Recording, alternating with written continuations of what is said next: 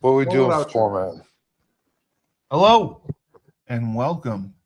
I am your host, the best podcast host in the universe, Steve Cully.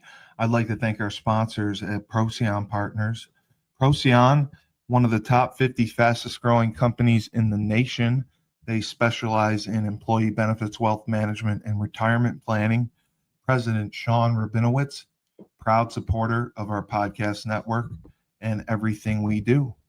Green Street Trust International, owned and operated by Rennell Jump and UConn legendary men's basketball player Jake Voskuhl. They specialize in tax plans for businesses large or small. They will save you money or get you a big fat return on your taxes. To schedule your free strategic tax planning session today, go to www.greenstreettrust.com. Pete Finch and the Finch Law Firm is located in Bridgeport, Connecticut. If you've suffered any type of personal injury, slip and fall, car accident, your mother-in-law ran you over with her car, your wife got angry one night and decided to stab you, the Finch Firm is for you. Pete has won legal battles all across the state of Connecticut.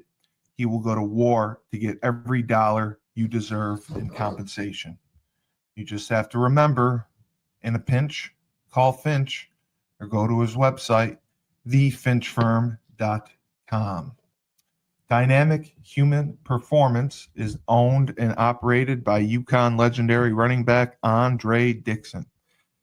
He trains boys and girls of all ages, all sports. He has a boot camp program 7 days a week, 6 a.m. You want to get in shape, you go to Andre. He has an athletic development program where he trains boys and girls in the sport of their choice from the ground up, helps them reach their full potential, be the best they can possibly be. Andre has sent boys and girls to college on scholarship for all different types of sports. To work with the best, he has a 5,000 square foot state-of-the-art facility in Hartford, Connecticut. Go to www.dynamichumanperformance.com. All right, and here we are for the MMA Report. I am your host, the best podcast host in the universe, Steve Cully. And with me, as always, all he does, he trains, he teaches class, he beats that ass, pounds it just feverishly and vigorously into the ground after. Crowne Sports and Entertainment CEO, Tyler King. Tyler, so good to see you at this lovely hour in the morning. It's 9:30. I don't know. You're all in your feelings, so I'm not going to bother. But with that being said, Steve, I've been getting like a lot of complaints on social media about the vigorous pounding. Oh, you have? I think people like it. I've had, I think, a person or two say I had to like stop during that. I had to like turn it off. I had to mute it. Yeah. Okay. Well, we'll come up with something else. You can beat asses into the ground, and we'll have you do something to it after, instead of pounding it vigorously. So we are going to recap UFC 326, and one of the clips and reels that I made of you talking about the Max Holloway Charles Oliveira fight had the highest viewership I think that I've had in months for You mean Facebook. you mean me my completely wrong prediction? No, but your analysis of it, you did say exactly kind of what happened. You said that he would have better wrestling and submission ability over him. Yeah. And you did predict Holloway, but your analysis on Oliveira's game plan and how he ended up winning was 100% accurate. Heart So, versus head, Steve. Heart versus head. and your other predictions were pretty spot on, Yeah. except for the one, I believe, which was the Netherlands guy who I, I said I would never take because he was from the Netherlands, and you accosted me because you said Netherlands people are ferocious and tough. But otherwise, your predictions were spot on. Thank you. So you actually you did great. So I watched mostly highlights. I didn't see the Yeah. show, but I wanted to just start with. I know we talked about the Cody Garbrandt match against Zhao Long, I mean, they call him no and love. Call him no love. Call him no balls right now. but you correctly predicted that. You said Cody would win. Yeah, but did you He's see did you see the way he won? His opponent got 2 points taken away for repeated nut shots. oh, I love that. Yes, I love that. You love that? I do because it baffles me how I know they get 5 minutes to come back Yeah. from it. I've Yeah. been hitting the nuts before. Yeah. It Oh, takes really? it takes me at least 20 minutes to recover. So At I least have oh God. it does. I have no idea how So someone can. I know they wear, and I was even surprised to know this because I argued with Frank about it that they wear cups, no, we and do. Frank, I know Frank said that you're required to. I said, Yeah, "There's you no way are they wear required to. freaking scuff. There's no way they wear." When you getting ready, you're going to the cage. They like pat you down, make sure you're not greased.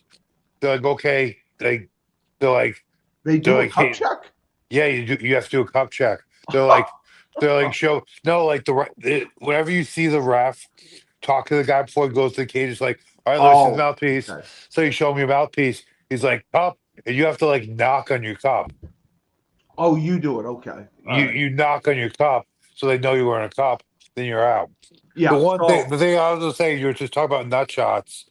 It's a weird thing in the cage I when you don't know get how they hit. recover so fast. Bro, I'm gonna give you an example. My fight in 2016 against Lorenzo Hood in PFL. Now then the World Series of Fighting. Now the PFL. Yeah. I was in the fight. I think it was like middle of second round, and we're going, and he threw a kick. I felt it like I like felt slash heard it hit my cup. Excuse me. And in my head, like I had my hands Well, I up. know your adrenaline's going, so No, probably. no, but I say to myself, I'm I'm like, keep going. It was something like, fight Oh. through it or keep going. Then all of a sudden, it was just like, oh, I Oh. can't. Yeah, and like I felt like it's what happens. So you're in the fight, you're going, you Yeah. hit, and it didn't even feel like I hit that hard. I felt the knock, and I was like, keep going. I said something like, keep going or fight through it. And it was like, don't stop. It was like, I gotta stop. And actually my hands dropped and they punched me. He is a Yeah, I've piece of seen shit. that happen too, which I think is bullshit. When they're trying to get the ref's attention to ask for time Well, I mean, and they get drilled. I think that goes both ways. Some guys Yeah. are definitely gaming the system. Other guys are like, fuck my balls hurt. But there's a lot of gamesmanship that goes on in this game. So But are you saying that Cody would have no. lost the fight? Oh, first of all, if on points, I have to go back and look at the scores, but I haven't rewatched it yet. I watched the fight Yeah, it was live. I haven't 28-27, 28 exactly. 27, 28-27. So yeah, Yeah, the 2 yeah. points So would have made a difference. Cody got 2 points taken away. If he hadn't got those points taken away, he would have Oh, lost the fight in the cards. But with that being said, it was absolutely justifiable point deduction because he got yeah. hit in the nut. One, he got hit in the nuts 3 times. Two, there's been some debate about whether or not Cody should be able to continue because after I believe the second or third nut shot, they put a bucket into the cage and he puked into the bucket. Wow. Yeah, So I so mean, that was really There was that was a actually, battle for him to keep going. oh yeah, there was a debate whether or not the fight should have been declared some sort of no contest. It couldn't have been a no contest, right? I mean, if somebody did Well, that, no. Usually, what happens it is, would he should have been declared the winner. if the fight is past the halfway point, which is Yeah. 2:30 of the second round, it goes to the scorecards. Oh, okay. I see what If there is a stoppage due to unintentional foul, if it's like an intentional foul, I believe it's a disqualification. But if it's an unintentional foul, usually they'll go to the scorecards. So the one that happened to Aspinall, was that ruled a no contest, or was that ruled? I believe it was a no contest because it was so Oh. early in the fight. Yeah. But That we both Jesus said it Christ, was. dirty. Oh, I mean, we can talk more about that later because that So- whole thing, we have to deal with that dirty piece of shit Yeah. Frenchman again now. So I did get to see RoboCop, Yeah, and when I saw him in person, yeah. I had to kind of agree with you. I would basically say he's more like the Terminator. But like He is just cold-blooded and vicious. bro, and he moves like RoboCop. I've never seen. I can't believe I've never heard of this guy. Oh, And he's fairly new, but yeah, he is. I mean, he had a first round knockout TKO. yeah, He was ferocious from yeah. He's a start beast. to finish. He's a beast. He just And- marches forward and throws like, yeah, exactly. He's a beast. You're right. He just keeps coming. You can Yeah. you circle the ring. Doesn't matter. He's coming. He's Yeah. coming. He's advancing. Well, he's putting the got pressure great- on you. He's got great vision too. Like you actually kind of just hit the nail on the head. He does a good job of like cutting off angles. He like a lot of guys in the octagon, like they just kind of drift because it's so big and it's not exactly a square. A ring is easier to cut off.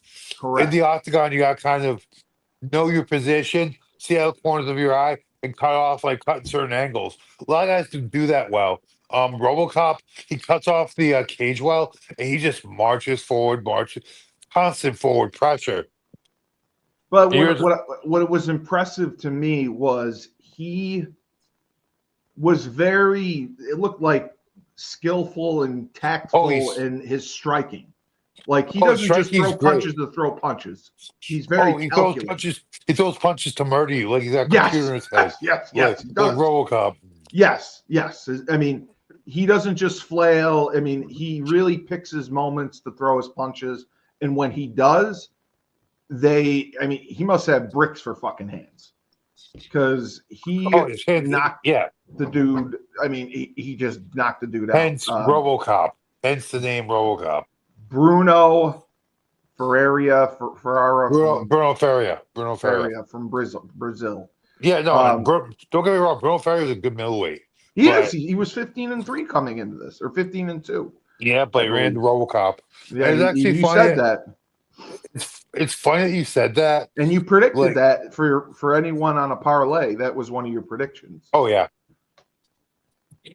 all the parlays that I didn't have a pick for the main event did very well. So what were you gonna say before that? Oh, like just you're talking about like, oh, he's a cold-blooded assassin killer. I had never seen him before. That's why, bro. Like one of my favorite things on the internet right now is there's a video of him, like it's like his fight highlights, him just smashing people, and then it's like it shows him and his daughter, and it's like the cutest, sweetest fucking thing ever.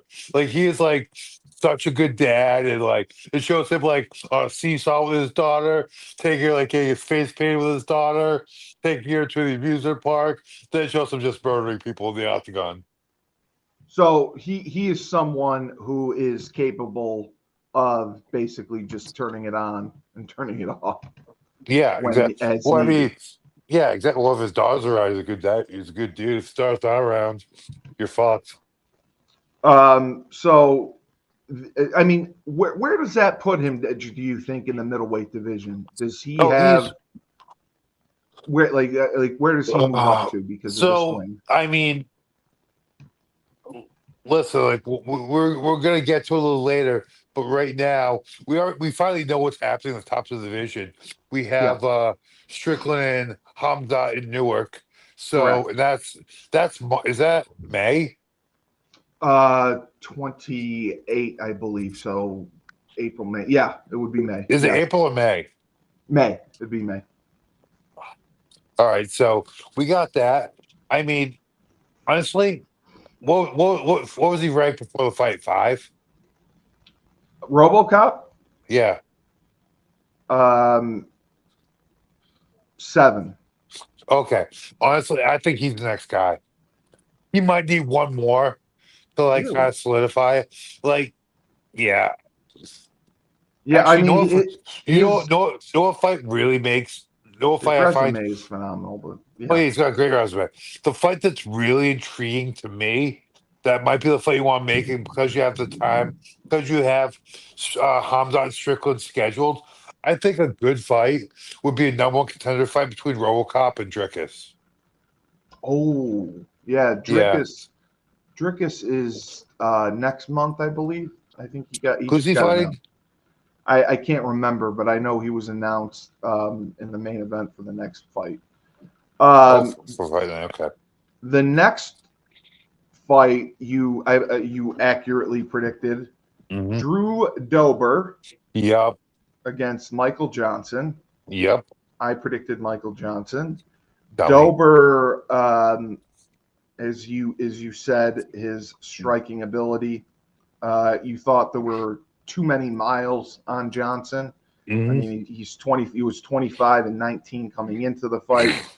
Dober knocked him out in the second Yeah. round.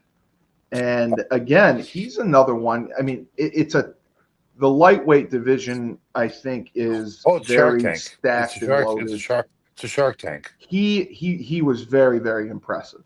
He Hmm. was very impressive, and especially against Michael Johnson. I've seen Michael Johnson fight. I was a fan, and Dober had Miles. Michael Johnson has miles on him.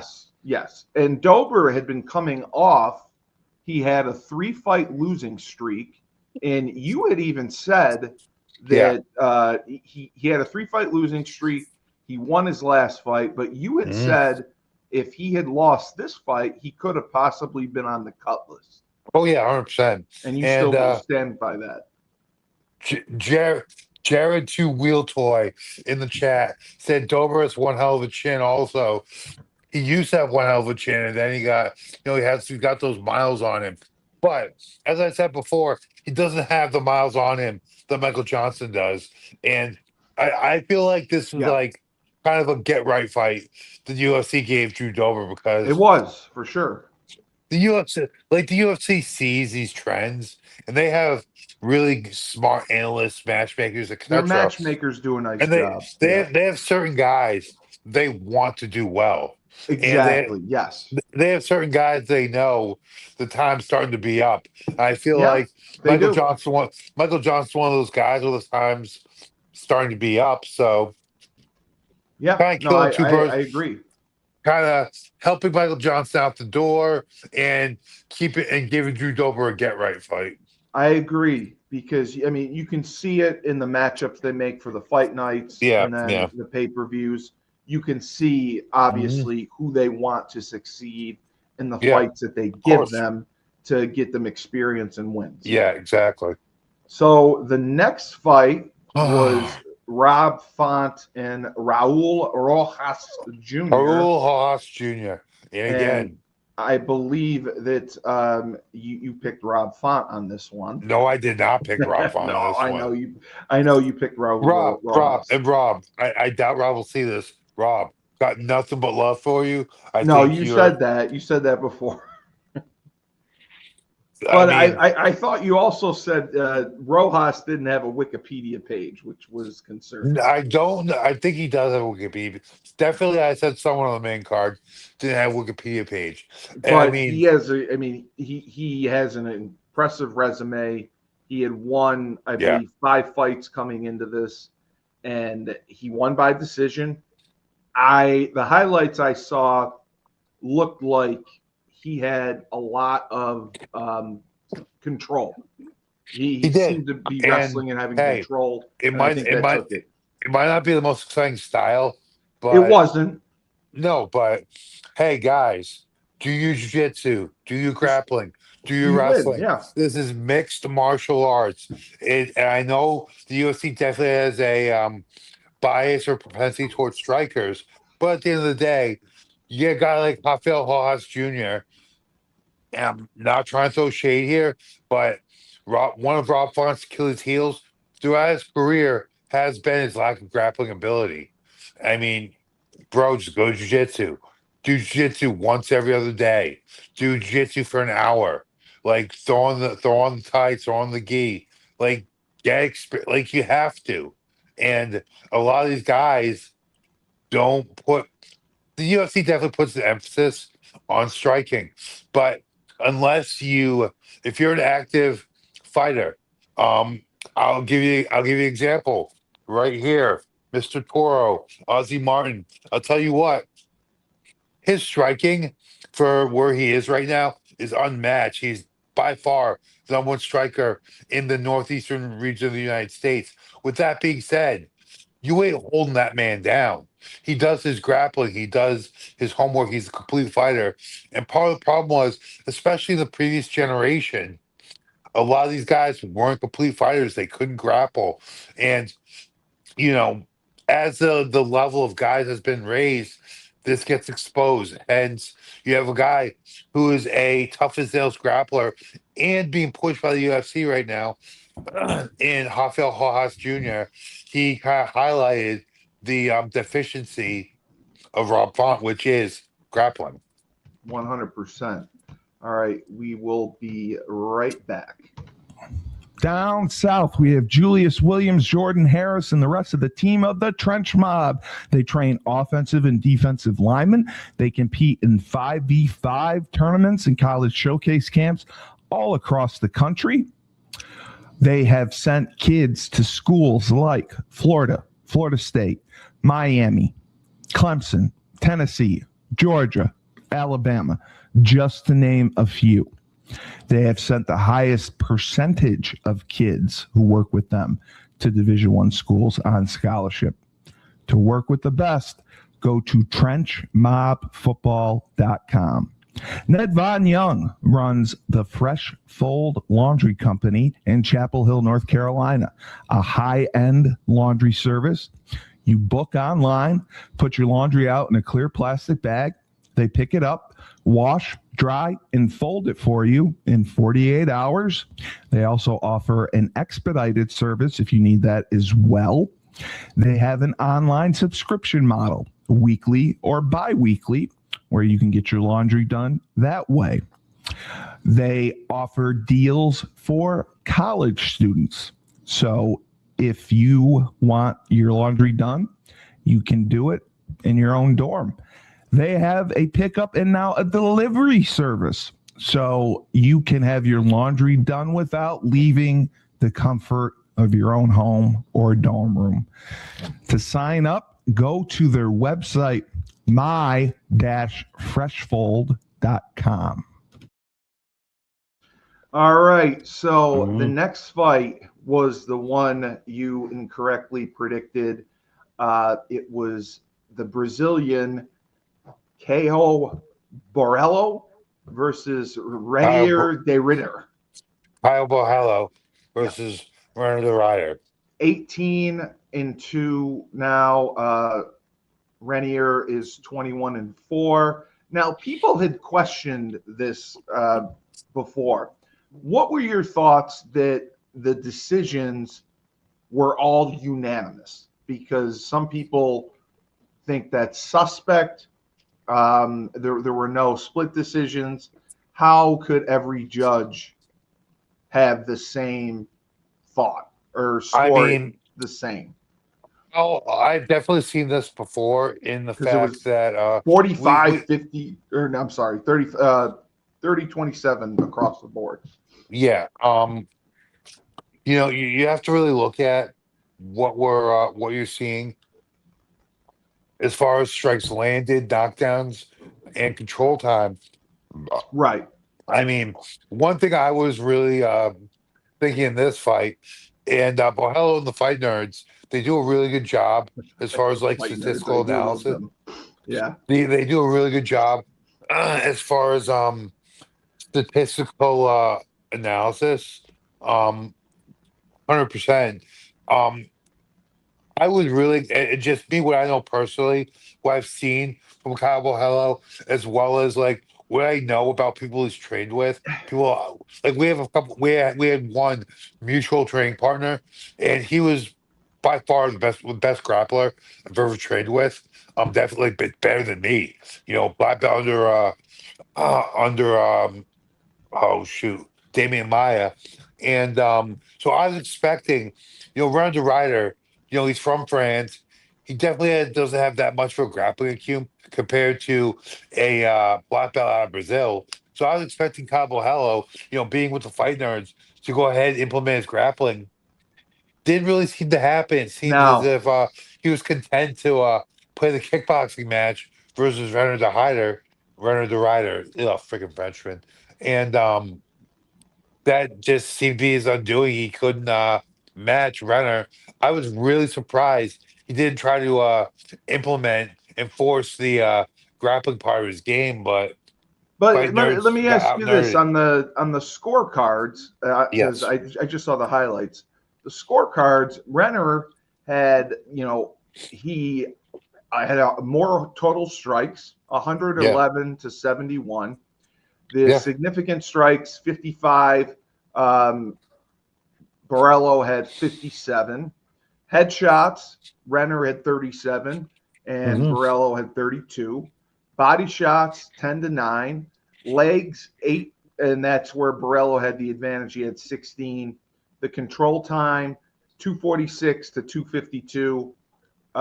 And Renner had 2 takedowns to Borello's 1. So Hmm. that's why, I mean, looking at the numbers, why I was curious as to how they could score it so significantly in Borello's favor. I mean, I'm not in the judge's head, so I don't know. I mean, I you're scoring, mean, you're scoring it round by round. So correct. totals, I have to look at the round totals, but Did you you see? know, Did you see the fight? yeah. So, I mean, did you think that Borello won? I mean, So I you gave were on the this. fence about it. I was. I mean, I could see You, split all day, but at yeah, the end of the, yeah.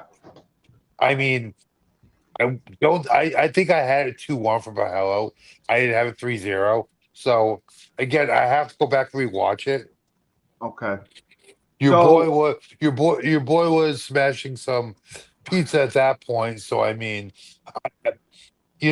when I watch the fight live, I'm not always in analyst mode. I'm more in fan no, mode. I know, I With know, I know. with that being said, I mean, I had I think I had Bohel 2-1, but it honestly it was one of those fights, excuse me, where I it was one of those ones where I looked at it, I didn't think it was a robbery, but at the same time, I could see it going either way. One of those closer fights. And it Right. shouldn't have been. It really shouldn't have been. I feel like Bohalo should have implemented his grappling sooner from the get-go. But again, I mean, So it, it, it was a close fight. That was the thing. the main event was a bit of an upset. It was Oliveira and Holloway. Hmm. And you had predicted Holloway, but you analyzed the fight to a T, as Yeah. the clip that I put up showed. You said that Oliveira, with his grappling and wrestling, um, Yeah. could take advantage of the fight, and Yeah. that seems Yeah. exactly what he did. He Yeah. won by unanimous decision, Hmm. 50-45 across the board. Yeah. What was your one of the questions I got? What was your read on Holloway's game plan and where it failed against Oliveira? I just think Max thought he was going to be able to keep himself from being taken down, and he just got overwhelmed. Like Yeah, he that's did. really that's really where it I mean, it was 20 minutes of control time. the one thing I was impressed by was Max's submission defense. He did a great job with with uh Oliveira on his back, not letting Oliveira get the choke. And that was like super impressive to me. The thing about that is He had 4 submission attempts that he failed on. Correct. the thing about that is you don't gain points for submission defense. No. And while Max's submission defense was on point, Oliveira's control was phenomenal. And I feel like I remember especially in the first round where Max took his back, I thought it was gonna end there. I really Well, did. the other thing was Oliveira took him down. He had 5 Oh yeah. takedowns, Oh yeah. which I was shocked to see. I was You were not. I mean, I wasn't shocked. So you look at it, Max just he's not he's pretty good defensively, but his offensive grappling is pretty much non-existent. So he wasn't able to turn the tides, get a sweep. He's not really defensive. His defensive jiu-jitsu is pretty good. His offensive jiu-jitsu and able his sweep ability just really isn't there. I mean, Max has been such a mainstay in the featherweight and lightweight divisions for close to a decade now. No, I know. I mean, I know. he's not really going to change his style. So, Well, that I was going mean, to be my next question. But this was a rematch. Now, oh Oliveira yeah, has beaten him twice. yeah, but I mean, their first fight was back in Yeah, I no. think 2014 or 15. It's a different.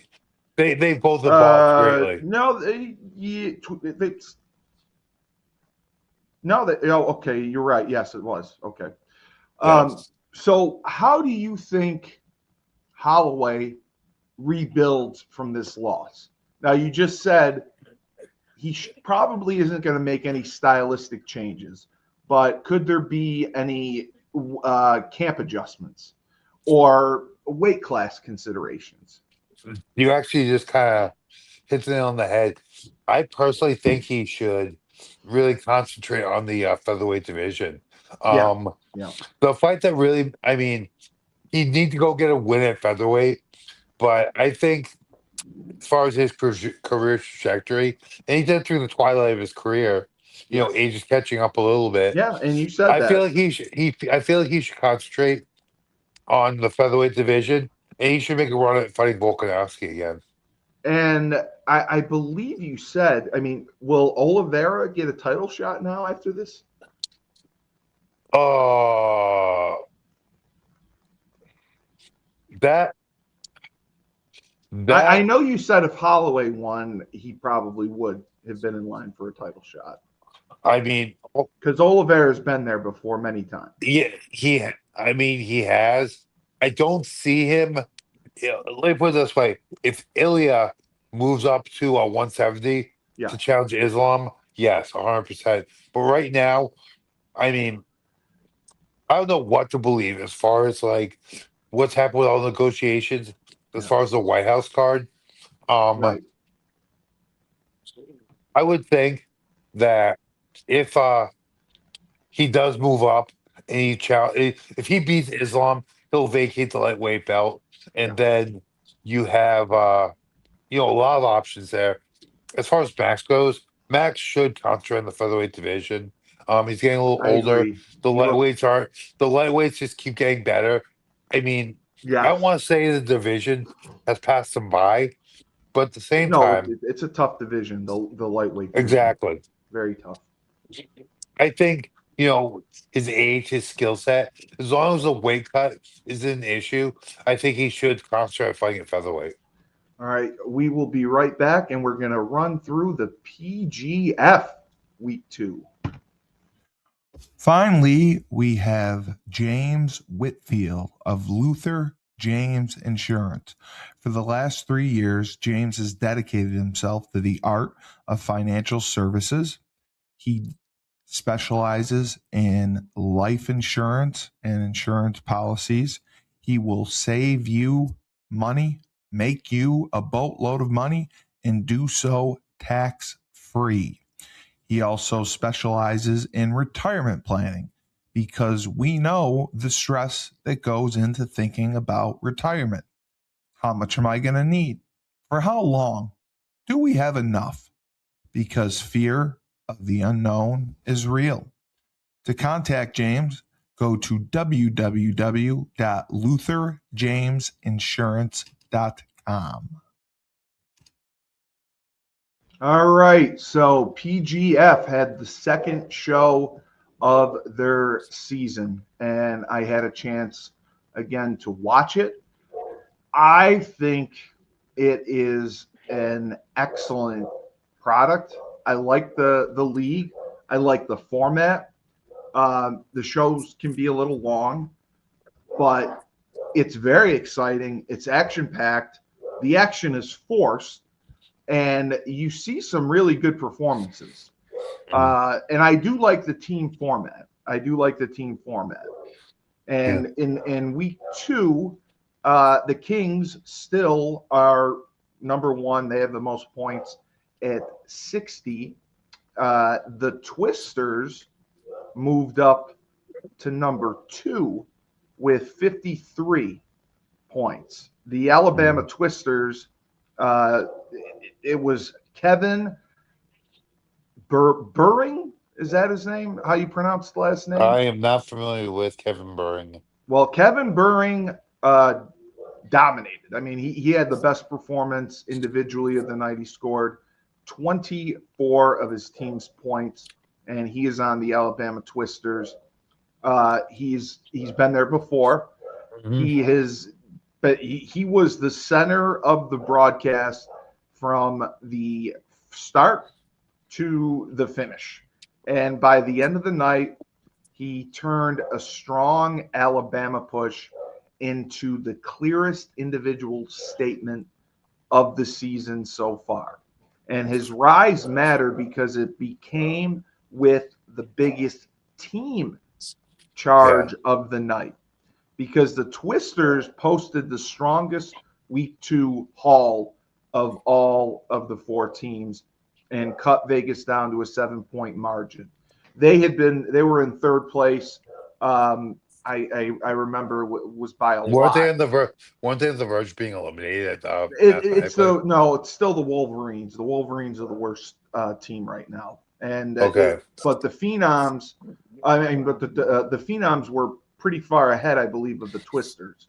So the Twisters made a run, and the individual race has tightened up as well because Kevin used week 2 and moved into first at 24 points. He beat Jeff Thompson by 1 point. He's got 23. Austin Orande at 19 and Chai Manga at 18 kept the Kings right behind him. And the other surprise was Elijah Carlton. His rise to 15 helped Alabama turn one strong night into a significant team change. So again, watching this, the production values look very well done. The fan energy in Vegas surprised me. I wasn't expecting that. In your opinion, what did you think about the production, the broadcast, what worked, and what could possibly be tweaked for future? Well, as far as the production value is pretty top notch. One thing I was really pleasantly surprised about was the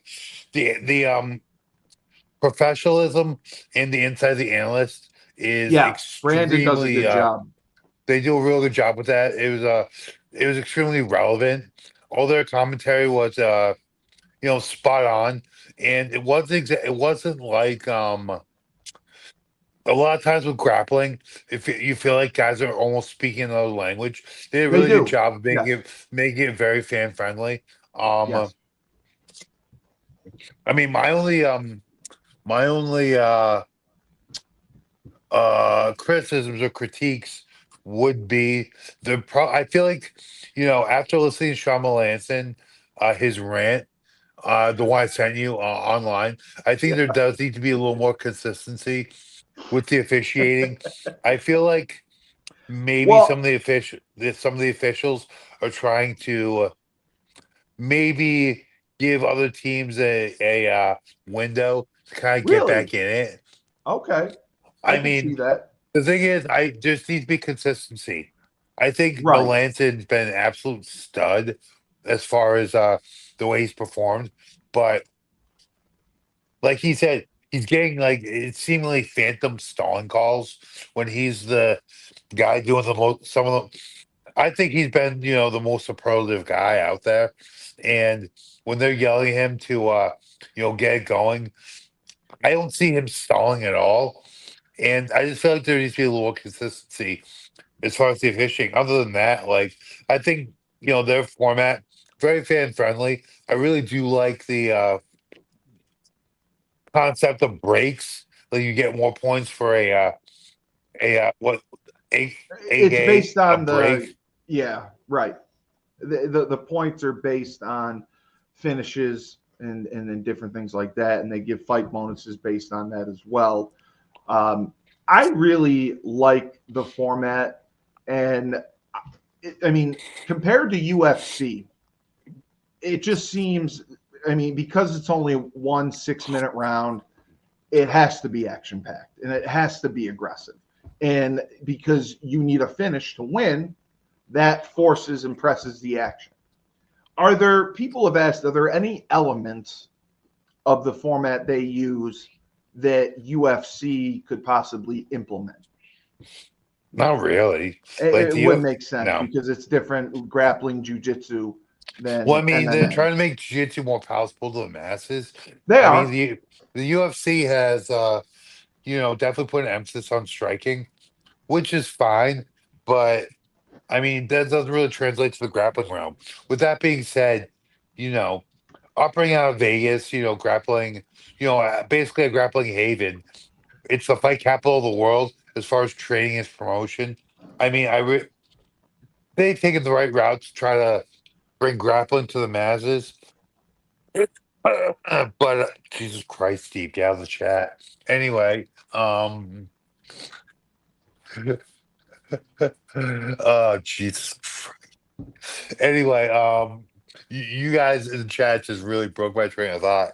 Um, Sorry. No, you're right. I agree that is it possible to bring this to the masses and no, have it be successful?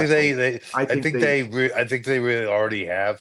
Um, being in Vegas, you can kind of piggyback off the success of the yes. UFC grappling event, which is it on Fight Pass? I forget if it's on Fight Pass or it's on Paramount, but yeah, they have the right format to bring to the masses. I love the emphasis on you give more points for a break than a choke, that sort of Right. thing.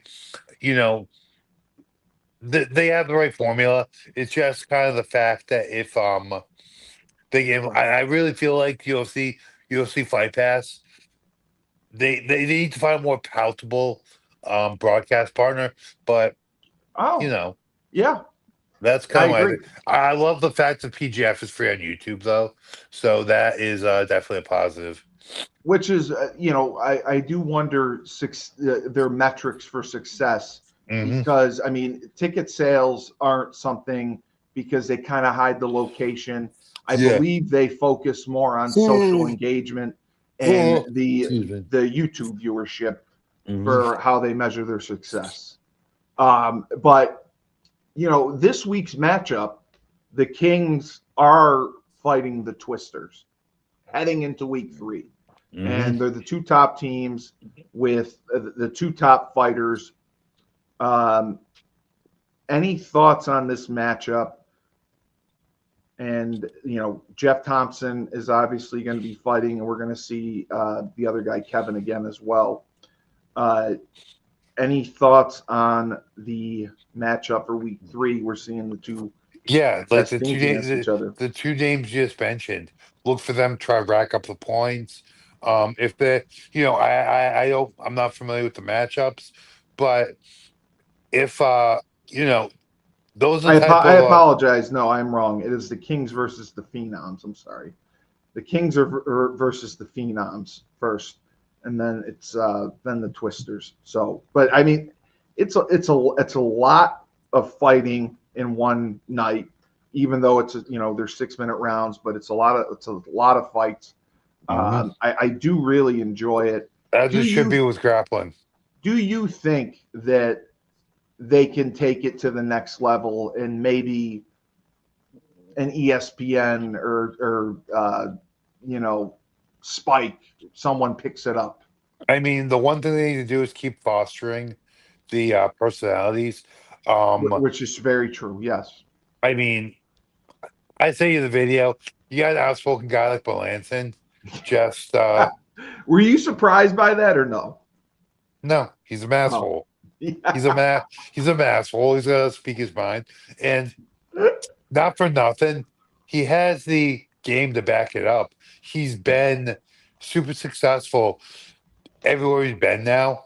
It's not like he's not like, he just had one run at like IBJJF Worlds. He's parlayed that. He's shown time and time again with consistency that he can, he has a success, and he has, that he's developed that culture of winning with his persona. Yeah. So, Yeah. He's got that it you factor. know, For sure. I think what I think what PGF should do, take guys like that and really feature them and Yes. give them that platform to get bigger, because the team concept is great, but grappling is an individual sport. Right. So you really, when you have guys that are showing dominant tendencies, you need to foster that. All right. So quickly, I just have to ask you, for the guys who are in this league after the season, they obviously take fights for other promotions, correct? They can. It's not just they do the PGF, right? Yeah. Okay. Excuse All me. right. So we will talk more about UFC and the White House show next week. There's been some news that has come out about it. There's a fight night this week. We can recap, and we will do it. I have to get running to another podcast. All But right. great show, great analysis, breakdowns of the fights. Your predictions were spot on. And like I Kind of. said, I'm telling you, dude, you had 500 views just on YouTube for the real talk of your analysis of the Holloway Oliveira main event, because you predicted it to a T. You said for Oliveira to win, this is how it has to happen with the Yeah. submission and the grappling, and you were right, and that's why people watched it. So, all right, for Tyler King, Crowne Sports and Entertainment, I am Steve Cully, the best podcast host in the universe. Remember, when life gives you lemons, don't make lemonade. Take 2 oranges, shove them right up my